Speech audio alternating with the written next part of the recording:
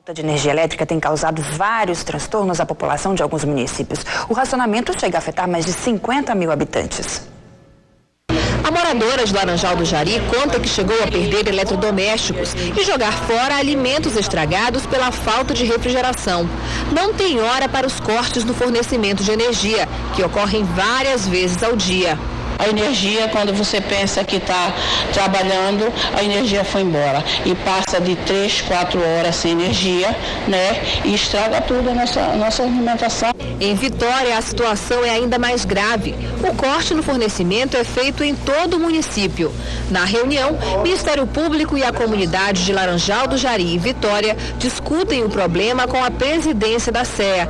Segundo os promotores dos municípios, os equipamentos da empresa geradora de energia contratada pela companhia estão sucateados. O problema maior está no parque de geradores lá de Laranjal do Jari, que fornece energia para Laranjal e Vitória do Jari.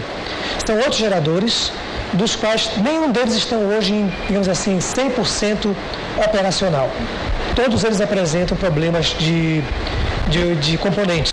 O racionamento afeta 38 mil habitantes de Laranjal e 15 mil em Vitória. A SEA acumula dívidas com a prestadora de serviço, 5 milhões de reais. Segundo a companhia informou ao Ministério Público, dinheiro que o Estado deveria repassar. O Ministério Público recomenda à SEA a solução do problema.